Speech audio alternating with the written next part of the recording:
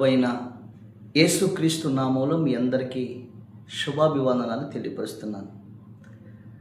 ప్రియమైన దేవుని బిడ్డలారా, ప్రార్థన విధానంలో అత్యున్నతమైనటువంటి ప్రార్థన విధానం మోకాళ్ళ ప్రార్థన. ఈ మోకాళ్ళ ప్రార్థన గురించి భక్తుడైనటువంటి విలియం కేరీ గారు చెప్పారు. మోకాళ్ళు నేలను తాకితే మన ఆత్మీయత భక్తి జీవితం ఆకాశం తాగుతుంది అని చెప్పాడు. బిల్లీ గ్రహం గారు చెప్పారు, ఆయన ఒక అద్భుతమైన చెప్పాడు, నీ ప్రతి సమస్యకు పరిష్కారం మోకాళ్ళ ప్రార్థనలోనే విమిడి ఉంది అని ఆయన చెప్పాడు. ఈరోజు మన ప్రార్థన విధానం మోకాళ్ళ ప్రార్థన మనం చేయాలి. ఎప్పుడైతే మోకాళ్ళ ప్రార్థన చేస్తావో సాతానుని నీ కాళ్ళ కింద దేవుడు పెడతాడు. నీ కాళ్ళ కింద దేవుడు పెడతాడు. నీ సమస్యలన్నింటినీ నీ కాళ్ళ కింద దేవుడు పెట్టి నిన్ను దేవుడు అత్యధికమైనటువంటి స్థానంలో నిన్ను నిలబెడతాడు. అందుకే ప్రార్థన విధానంలో అత్యున్నతమైనటువంటి పద్ధతి మోకాళ్ళ ప్రార్థన. ఈరోజు మనం ఒక ముఖ్యమంత్రి దగ్గరికి వెళ్ళామనుకోండి, కాలు మీద కాలు వేసుకుని, లేకపోతే ఏదో ఎరగదీసుకుని నిలబడినట్లుగా నడు మీద చేసుకుని ఏదో లెక్కలేని తనంగా ఆయన దగ్గరికి వెళ్ళి మనం మన సమస్యను చెప్పం. ఎంతో వినయంతో వినమ్రతతో ఆయన దగ్గర మన సమస్యను చెప్పుకుంటాం. ఆయన సమస్యకి సమస్య దొరుకుతుంది. అంటే మరి మన సమస్య చెప్పేటప్పుడు ఎంతో వినయంతో చెప్తాం.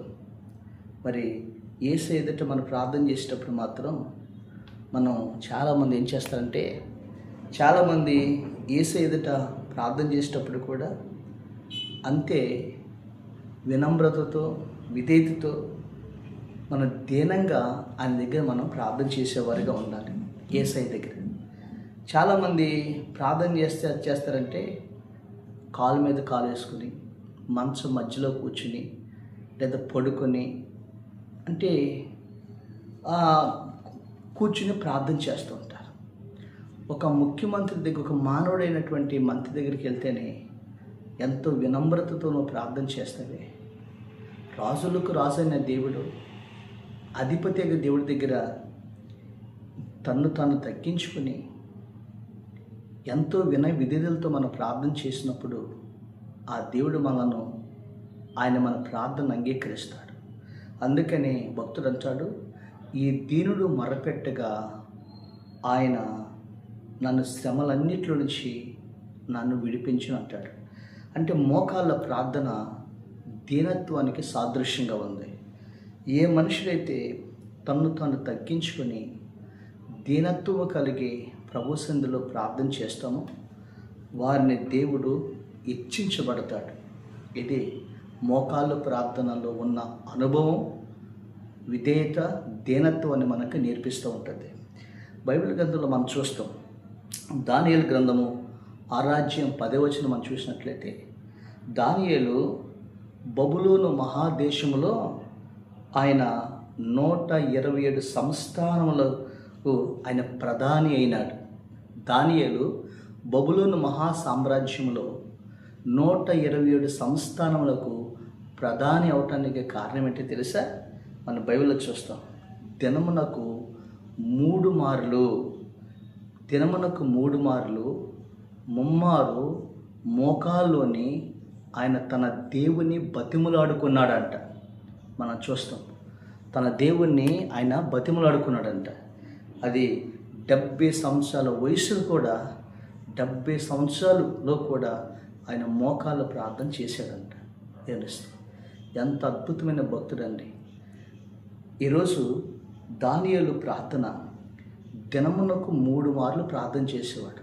ముమ్మారు ప్రార్థన చేసి, యూదుల ఆ యొక్క క్యాలెండర్ ప్రకారం, వాళ్ళ దినం ప్రకారం ఉదయం 9 గంటలకి, మధ్యాహ్నం 12 గంటలకి, మధ్యాహ్నం 12 గంటలకి దేవుడి సన్నిధిలో ఆయన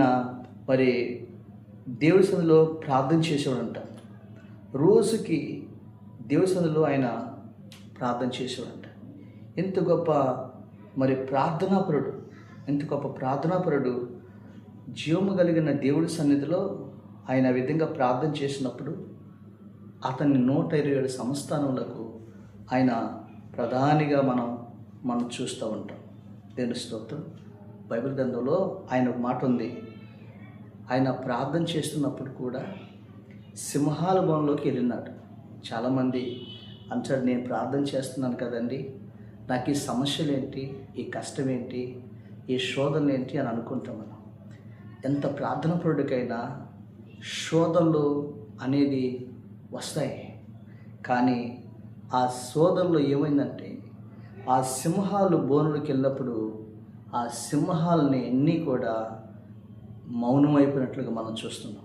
సింహాల బోనులకు వెళ్ళినప్పుడు ఆ సింహాలన్నీ కూడా మౌనం అయిపోయినాయి. దానియేలు ఎదుట మౌనం అయిపోయినట్లుగా మనం చూస్తాం. జ్ఞాపకం చేసుకోండి. అలాగే దేవుడు కూడా సాతానుని నువ్వు మోకాళ్ళ ప్రార్థన చేస్తున్నప్పుడు ఆ సాతాను కూడా నీ ఎదుటగా రాలేక వాడును కూడా మౌనం అయిపోతాడు. ఏ సమస్య అయినా సరే సాతాను నీ మీద చేసే ప్రతి దాడిని నీ దగ్గరకు వచ్చే వరకు అవి మౌనం అయిపోయినట్లుగా మనం చూస్తాం. ప్రతి సమస్య కూడా సాతాను దాడి కూడా నీ మీదకి మౌనం అయిపోతుంది. సింహాల నోళ్ళు ముయించినట్లుగా నీ ప్రతి సమస్యని దేవుడు ఆయన సమస్య పోయేటట్లుగా చేస్తాడు. మోకాలు ప్రార్థన జ్ఞాపకం చేసుకుని పిల్లరా, నేను 2 వ్యక్తుల గురించి మీతో చెప్తాను, 3 వ్యక్తుల గురించి చెప్తాను. సంసోను, దావీదు, దానియేలు. ఈ 3 మీద కూడా సింహాలు వచ్చినాయి. సంసోను మీదకి కొదమ సింహం, బొబ్బరించు సింహం వచ్చింది. సంసోను దాన్ని చంపేసాడు అనుకోండి, కానీ బొబ్బరించు సింహం వచ్చింది. దావీదు మీద కూడా ఆ ఎలుగుబంటి ఆ సింహం మేకపిల్లని తీసుకెళ్తూ ఎలుగుబంటి వచ్చి సింహం వచ్చినప్పుడు ఆ సింహం మీదకు వచ్చిందంట. కానీ దానియేలు సింహాల బోనులో ఉన్నప్పుడు మాత్రం ఆ సింహాలు మౌనం అయిపోయినంట. దానియేలు మీదకి రాకుండా వాటి నోళ్ళు మూయించబడ్డాయి అంట. దేని స్తోత్రం కలుగునుగా. ఈరోజు మోకాళ్ళ ప్రార్థనలో నీవు ఎలాంటి సమస్యల వలయములో ఉన్నా, నిన్ను నాశనం చేయాలని చూసిన వారు నీ మోకాళ్ళ క్రింద నీ సమస్యలన్నిటినీ ఆయన సమస్యపోయేటట్లుగా చేస్తాడు. అందుకే ఈ మోకాళ్ళ ప్రార్థన నీ పిల్లలకు కూడా నేర్పాలి, నువ్వు కూడా నేర్చుకోవాలి. అలా ప్రార్థన చేసినప్పుడు నీకు వ్యతిరేకంగా లేచిన ప్రతి వ్యక్తులను, దుష్టులను దేవుడు అణిసివేస్తాడు. నీ మీదకు లేస్తున్న ప్రతి ఒక్కరిని కూడా అణిసివేస్తాడు. దేవుని స్తోత్రం. ఈరోజు జ్ఞాపకం చేసుకోండి. మొదటగా మోకాళ్ళ ప్రార్థన నీ మీదకు లేచిన శత్రులైనా సాతానైనా నీ మీద ఈ ప్రతి సమస్యను సరే నీ ఎదుట దేవుడు దాన్ని అణిసివేస్తాడు, మౌనం చేసేస్తాడు, నీ కాళ్ళ కింద దాన్ని ఉంచుతాడు. రెండవదిగా మోకాళ్ళ ప్రార్థన చేసిన మరొక వ్యక్తి మన బైబిల్ గ్రంథంలో చూస్తాం. 1 రాజుల గ్రంథం 18వ అధ్యాయము 42 చూసినట్లయితే, కర్మేలు పర్వతం దగ్గర దేశాన్ని ప్రభువు తట్టు తిప్పిన వ్యక్తి ఏలియా. దేశం అంతటిని కూడా ప్రభు తట్టు తిప్పినాడు. కారణం మోకాళ్ళ ప్రార్థన చేశాడు. ఈరోజు నువ్వు ఒక సేవకుడివైన నీవు, లేదా ఒక విశ్వాసమైన నీవు, నీ మోకాళ్ళ ప్రార్థన ద్వారా గ్రామాన్నైనా, పట్టణాన్నైనా, నీ ఇంటినైనా, నీ చుట్టూ ఉన్నవారినైనా ప్రభు తట్టు తిప్పగలిగేది ఒకటి మోకాళ్ళ ప్రార్థన. దేవుని స్తోత్రం. ఏలియా ప్రార్థన చేశాడు. అయితే ఏలియా ప్రార్థన చేసినప్పుడు ఏలియా ఆ పర్వతం మీదకి వెళ్ళి ఆయన ప్రార్థన చేయటానికి వెళ్ళాడు. 3.5 సంవత్సరాలు వర్షం ఆగిపోయింది. తన ప్రజలు దాహంతో అల్లాడిపోతున్నారు. ఆహారం లేకుండా పశువులు చనిపోతున్నాయి. మూసివేయబడింది 3.5 సంవత్సరాలు ఆకాశాన్ని దేవుడు మూసివేశాడు. మరలా ఏలియా కరిమేలు పర్వతం మీద అద్భుతమైన కార్యం చేసిన తర్వాత ఆయన ఆ మరి ఆ పర్వతం ఎక్కి ఆయన ప్రార్థన చేస్తున్న సమయంలో అక్కడ మనం చూస్తాం, ఆహాబు భోజనానికి వెళ్ళెను. ఏలియా తన ప్రజలకు మరి నీళ్ళు రప్పించడానికి ఆయన కరిమేలు పర్వతం మీదకి వెళ్ళాడు. ఆహాబు అనే రాజు తాను భోజనానికి వెళ్ళిపోయాడు. ఏలియాని రమ్మనలేదు.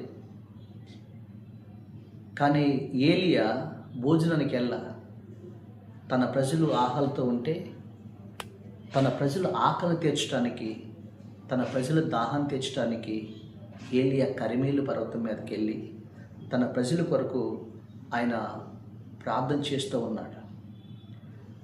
మోకాళ్ళ మధ్యలో తలపెట్టి ఆయన మోకాలు తిరిగి ప్రార్థన చేస్తున్నాడు. ఒకసారి ప్రార్థన చేశాడు, తన శిష్యుడితో చెప్పాడు చూడమని, కానీ ఏమీ లేదు. అలాగా 2 సార్లు 3 సార్లు 5 6 సార్లు వర్క్ చేశాడు. ఏం ఫలితం కనిపించింది. అప్పుడు 7వసారి చూస్తే అరచేయంత మేఘం కనిపించింది. ఆ తర్వాత చూస్తే మోపైన వర్షం. రాజుతో చెప్పమన్నాడు, రాజును త్వరగా వెళ్ళమను, తడిసిపోతాడని చెప్పమన్నాడు. మోపైన వర్షం ఆ దేశం మీద కురిసింది. మోపైన వర్షం కురిసింది. పిల్లరా, పట్టుదల కలిగిన ప్రార్థన, మోకాళ్ళ ప్రార్థనలో పట్టుదల కలిగిన ప్రార్థన చేశాడు. జవాబు వచ్చేవారికి, ఆయన ప్రార్థించిన దానికి ప్రతిఫలం వచ్చేవారికి పట్టుదల కలిగి ఆయన ప్రార్థన చేశాడు. అలాగే మన జీవితంలో కూడా మనం ప్రార్థించినప్పుడు మన దేవుడు మన ప్రార్థన ఆలకించలేదని 1 నెల ప్రార్థన చేసి ఆపేయకూడదు, 6 నెలలు ప్రార్థన చేసి ఆపేయకూడదు, సంవత్సరం ప్రార్థన చేసి ఏ దేవుడు ఆలకించట్లేదే అని ఆపేయకూడదు.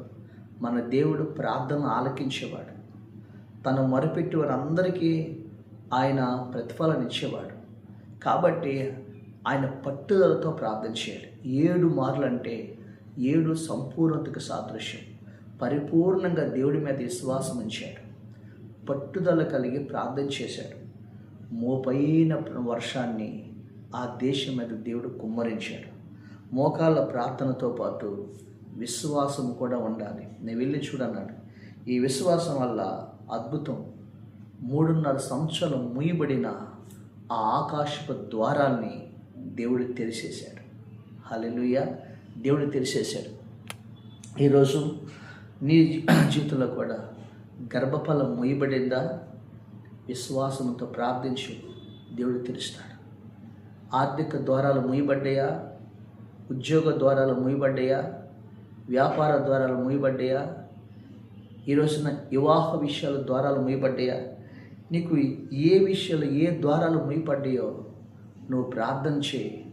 దేవుడు ప్రాకారాలు నీ కోసం తెరుస్తాడు. ఆయన దేవుడు నీ కోసం ప్రాకారాలు తెరుస్తాడు. ఏ మార్గం నీ కోసం మూయబడిందో రాజమార్గాన్ని దేవుడు నీ కోసం తెరుస్తాడు. కాబట్టి ఏలియా ఏ విధంగా ప్రార్థన చేశాడో మోపైన వర్షం కురిసినట్లుగా 3.5 సంవత్సరాలు మూయబడినటువంటి ద్వారాన్ని దేవుడు మోపైన ఆకాశపు తూములు ఇప్పినట్లుగా నీ జీవితంలో కూడా దేవుడు ఆ ద్వారాలు తెరిచిన కాక. దీని స్తోత్రం.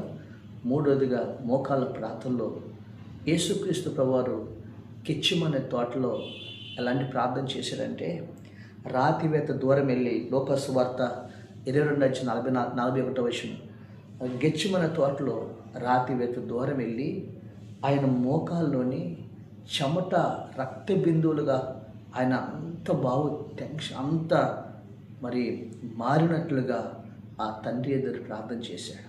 దేవుని స్తోత్రం. ఆయన తెల్లవారి భయంకరమైన సమస్యలు ఎదుర్కోబోతున్నాడు. అది సాతాన్ని గడియ, సిలువ మరణాన్ని ఎదుర్కోబోతున్నాడు, అవమానాన్ని ఎదుర్కోబోతున్నాడు, కొరడా దెబ్బలను ఎదుర్కోబోతున్నాడు, నిందలు ఎదుర్కోబోతున్నాడు.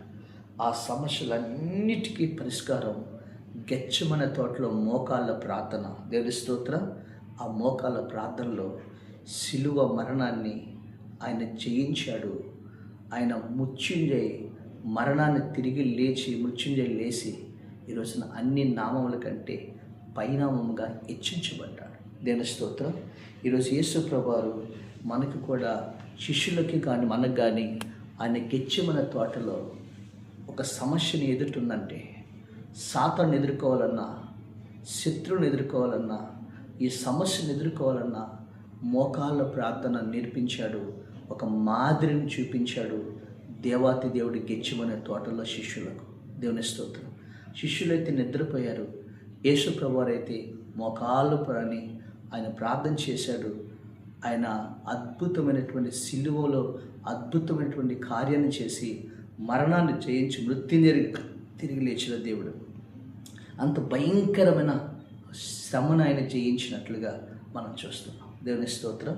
ప్రియమైన దేవుడి బిడ్డలారా, మోకాళ్ళ ప్రార్థన అది నీ జీవితంలో అత్యున్నతమైనటువంటి అనుభవం ప్రార్థన. ఈ ప్రార్థన మన జీవితంలో నేర్చుకోవాలి. హల్లెలూయా. ఈరోజు జ్ఞాపకం చేసుకో, మనం ఎలా పడితే అలా ప్రార్థన చేయకూడదు. మొదట దానియేలు ఆయన ముమ్మారు మోకాల్లోని తన దేవుని బతుకులాడి ప్రార్థన చేసినప్పుడు 127 సంస్థానాలకు ప్రధాని అయ్యాడు. అంత మాత్రమే కాదు, 70 సంవత్సరాల చెరలో ఉన్న తన ప్రజలందరూ విడుదల పొందటానికి దానియేలు కారకుడయ్యాడు.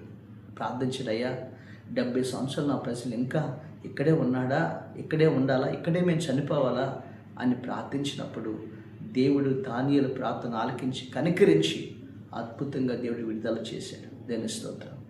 రెండవదిగా ప్రజలు ముయ్యబడిన ద్వారాన్ని ఏలియా ప్రార్థన ద్వారా అద్భుతంగా దేశాన్ని తన తట్టు తిప్పాడు, ప్రజలను దేవుడి తట్టు తిప్పాడు. ముయ్యబడిన ద్వారాలు తెరబడ్డాయి, మోపైన వర్షం పొడబడింది, తన ప్రజలందరికీ దాహార్తిని తీర్చాడు. ఒక మోకాల ప్రార్థన పరుడు తనకు ఆశీర్వాదకరంగా ఉండడు కానీ ఇతరులు కూడా ఆశీర్వాదకరంగా ఉంటాడు. అలాంటి అనుభవం మనకు నేర్పిస్తుంది. మూడవదిగా భయంకరమైనటువంటి శిలువ మరణం, శిలువ యాగంని మనం జయించాలంటే, సాతాన్ని జయించాలంటే, సాతాను తన చిత్త కొట్టాలంటే మన యేసు ప్రభువారు మనకు మాదిరిగా నేర్పించిన ప్రార్థన గెత్సేమనే తోటలో మోకాళ్ళ ప్రార్థన. ఇలాంటి ప్రార్థన నీ జీవితంలో నువ్వు చేసినట్లయితే నీ జీవితంలో కూడా అద్భుతమైనటువంటి మన దేవుడు మూయబడిన ప్రతి ద్వారాన్ని నీ జీవితంలో తెరుస్తాడు. అనేకులకు నిన్ను ఆశీర్వాదకరంగా ఉంచుతాడు, నిన్ను అత్యున్నతమైన స్థానంలో నిలబెడతాడు. దేవుని స్తోత్రం. ప్రియమైన దేవుడి బిడ్డలారా, ఇలాంటి మోకాళ్ళ అనుభవంలో నువ్వు ప్రార్థన చేయాలని, అది చాలా అత్యున్నతమైన పద్ధతి అని ఈరోజు మన ప్రభువైన యేసుక్రీస్తు నేర్పిస్తున్నాను. భక్త సింగ్ గారు ఒక మాట చెప్పాడు ఎప్పుడు కూడా, నీకు ఏదైనా డబ్బులు కావాలైనా, ఆయనకి ఏదైనా డబ్బులు కావాలైనా, ఆయనకి ఏదైనా సమస్య కావాలైనా, ఆయన ప్రార్థన గదిలో ఒక చాప ఉండేదంట. ఆయన మోకాళ్ళు ఆ చాప మీద మోకాళ్ళు ప్రార్థన చేస్తే ఆయన ప్రతిదీ కూడా మోకాళ్ళ ప్రార్థనలోనే ఆ దైవజనుడు పొందుకునేవాడని ఆయన సాక్షులు విన్నాం. ఒకరోజు ఆయన వేరే దేశం వాక్యం చెప్పడానికి వెళ్ళాలి. ఆయన ఫ్లైట్ ఎయిర్పోర్ట్కి వెళ్ళే టైంకి టైం అయిపోయింది. ఆ ఫ్లైట్ వెళ్ళిపోయింది.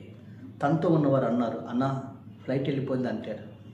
అప్పుడు ఆయన వెంటనే దేవుడు మన కోసం ఫ్లైట్ పంపిస్తాడు అన్నాడు. అందరూ చూస్తున్నారు, ఆయన ఇంకా నవ్వుతున్నారు. ఇది ఏమన్నా బస్ కాదు, ఇది ఫ్లైట్ ఇది అంటే ఆ ఎయిర్పోర్ట్లోనే మోకరించి, ప్రభా నేను వేరే దేశంలో వాక్యం చెప్పడానికి వెళ్ళాలి, మీరు కనికరించి ఇదిగో నేను అక్కడ వాక్యం చెప్పాలి ప్రభా, నువ్వు ఎప్పుడు నా ప్రార్థన ఆలకిస్తున్నావు కదా అని ప్రార్థన చేసేదంట. అలా మోకారు మీద ప్రార్థన చేస్తుండగానే ఆ ఎయిర్పోర్ట్లో అనౌన్స్మెంట్ వచ్చిందంట. ఇప్పుడే వెళ్ళినటువంటి ఒక అందిన వార్త, అప్పుడే వెళ్ళినటువంటి పలానా నెంబర్ విమానం మళ్ళీ వెనక్కి తిరిగి వస్తుంది, ఎవరైనా మిస్ అయిన వారు ఉంటే ఎయిర్పోర్ట్లో ఎక్కొచ్చు అని చెప్పి అనౌన్స్మెంట్ వచ్చిందంట. అందరూ ఆశ్చర్యపోయారు. వెంటనే దైవజనుడు వెళ్ళాడు, ఆ ఫ్లైట్ ఎక్కి వెళ్ళిపోయాడు. అక్కడ దైవ కార్యం జరిగింది, అద్భుత కార్యం చేశాడు అన్నాడు. అసలు ఎందుకు వచ్చింది ఫ్లైట్ అంటే, ఆ ఫ్లైట్లో వేరే దేశపు రాణి, ఒక రాజకుమార్తె యువరాణి, ఒక రాణి ఉందంట, ఆ దేశపు రాణి ఉందంట. ఆమె ఇక్కడి స్టేషన్లో తన చేతుపు ఉంగరాన్ని, రింగును మర్చిపోయిందంట.